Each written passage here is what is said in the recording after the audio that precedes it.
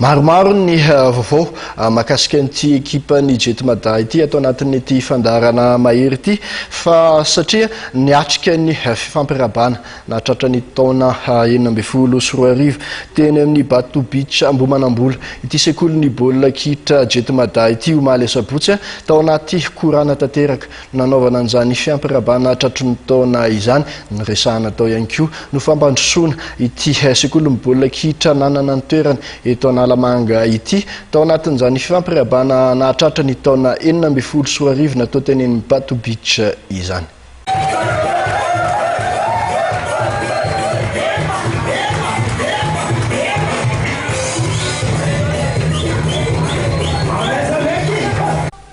Tetsy amin'ny Bato Beach Ambohimanambola no nisafidian'ny sekolin'ny baolina kitra Jetmada ny fampirabana nahatratra ny taona 2024 omaly asabotsy.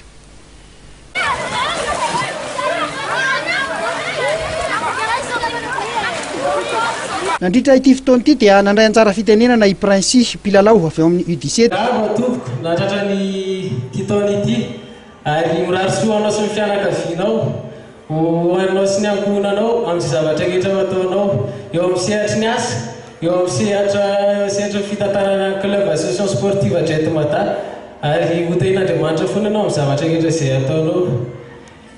Manaraka izay misy fanomezana kely reto vokatra ny fonay tsirairay avy manomboka tany amin'ny sokajy kely indrindra sokajy lehibe indrindra ary ny mpitatana ho dia indreo izy tompoko.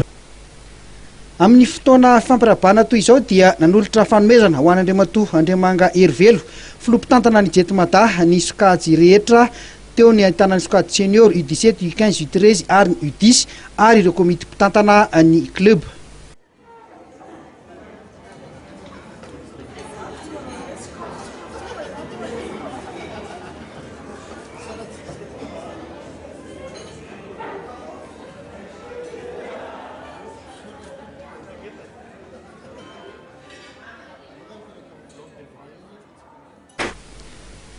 Tetsakilan'izay dia nisaotra sy nakasitraka ny dingana vitan'ny Pilalao ny filompitantana nandritra ny fandraisan'ny fitenenana. Nambaran'Andriamatoa Herivelo Andriamanga fa ilalao any amin'ny diviziona voalohany ao amin'ny ligin'ny tasy ny Jetmada amin'ity tao pilalaovana 2024 ity.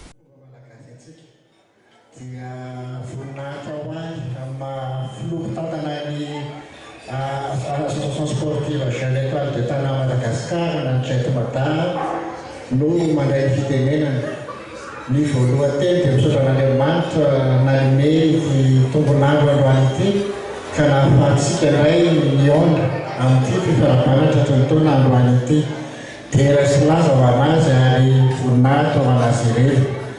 Miarabantsika rehetra ihany koa nahatratran'ny taona vaovao ary mamerina ny firaharaitsoza raha toa amin'ny solotenan'ny Pilalao teo sy ny solotenan'ny mpitantana amin'ny firaharaitsoza nentina ho anahy sy no akoholako ary dia mamerina izany koa atsika rehetra ataon'ny ekipa Jetmada na kely indrindra na lehibe indrindra mba ho taonao zina tokoa ary taona feno fanambinana ho an'ny club ity taona ity eo amin'ny sehatra izay andraisan'ny sokajy tsara anjara eo faninanana itaony voan'ny firenena malagasy. Dia misaotra ihany koa ry namana Pilalao isany amin'ny fanomezana izay natolotra reteo sitaka ety matory io ka valina Ramatsiara ary tsy kely io fa lehibe fa dia olerabe ny lany mitombo 100,000 ny paosina ny poketra izay voany io dia Andriamanitra ny nanary aminy izany aminareo tsirairay avy ny fahasoavana. Dia ny teny hoe ataoko dia aoka dia samy azo fahafinaretana amin'ny pilalonana ity na ny kely indrindra na ny lehibe indrindra na ny mpitantana fa dia ambaraka foana isany fa misokatra ny lanonana ary miraro antsika azotomana daholo. Samy nanao izay nahafinaritra azy ny rehetra nandritra ny tontolo andro teto amin'ny Bato Beach Ambohimanambola taona nanao alazy ny Lomano satria nafana raha teo ny andro.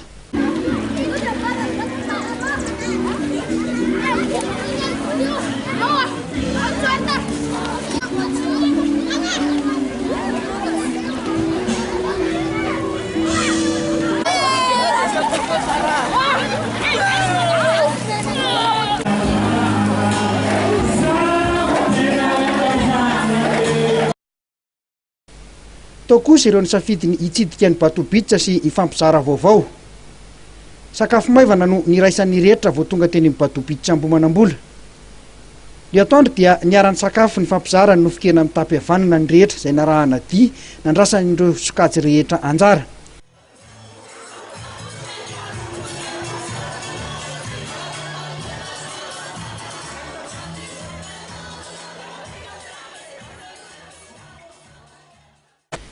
Manodidina 200 eo amin'izao fotoana izao ny mpiambana ao amin'ny Jetmada izay ahitana mpilalao 20 any ary mpanazatra miisa 9 sy mpitantana eo amin'ny miisa 10 eo.